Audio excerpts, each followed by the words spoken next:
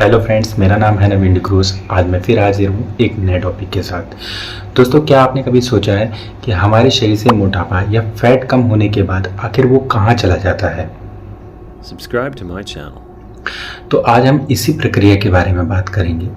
दोस्तों, जब हम हाई कार्बोहाइड्रेट और हाई फैटी चीज़ें लेते हैं तो उससे प्राप्त जो कैलोरी होती है वो हमारे शरीर के अंदर फैट सेल्स के रूप में स्टोर हो जाती है और शरीर उसको आगे के लिए ऊर्जा को स्टोर करके रखता है।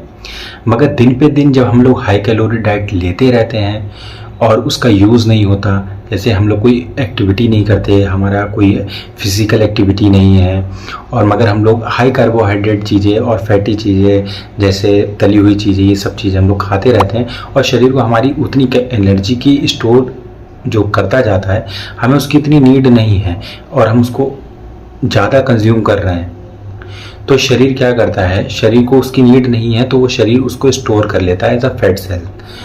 और जब हम लोग कभी कोई एक्टिविटी करते हैं, जैसे कभी ज़्यादा चलना पड़ गया, जैसे कभी इतनी कुछ खाना नहीं खाया हमने, या सुबह का ब्रेकफास्ट नहीं करा, या लंच नहीं किया, मानो अच्छी डाइट नहीं ले पाए, और हम लोग को फिज़िकल एक्टिविटी भी करना पड़ रहा है, कहीं चलना भी पड़ रहा है, ट्रैवल भी करना पड़ रहा है, तो वही फैट जो डिपॉजिट होता है वो हमें एनर्जी के रूप में कन्वर्ट हो जाता है, जो हमें एनर्जी प्रदान करता है।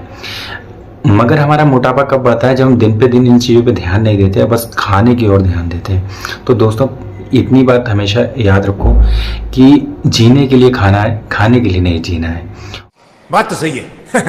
और अगर आप ऐसा करते जा रहे हैं तो आपके शरीर में फैट लॉस नहीं होगा, वो धीरे धीरे बढ़ते ही जाएगा और वो फैट आपको मोटापे का कारण बनेगा, आपका शरीर बेडौल दिखने लगेगा। और जैसे ही आप वेट लॉस करते हैं तो यही प्रक्रिया इसकी अपोजिट होती है कि जब आप इतनी हाई कैलोरी नहीं ले रहे हैं, जैसे आप सैलेड वगैरह ले रहे हैं तो उसमें हाई कैलोरी नहीं होती है, दाल वगैरह खा रहे हैं, सब्जी वगैरह खा रहे हैं तो उसमें इतनी कैलोरी नहीं होती है, तो शरीर को कैलोरी की ज़्यादा ज़रूरत है, एनर्जी की ज़्यादा ज़रूरत है। तो अब एनर्जी को यानी कैलोरी को वो कहाँ से उठा के लाएगा?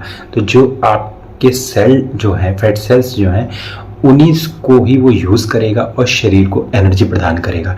इसी से आपका वेट लॉस होने लगता है। आशा करता हूँ आप लोगों को दोस्तों ये बात समझ में आई।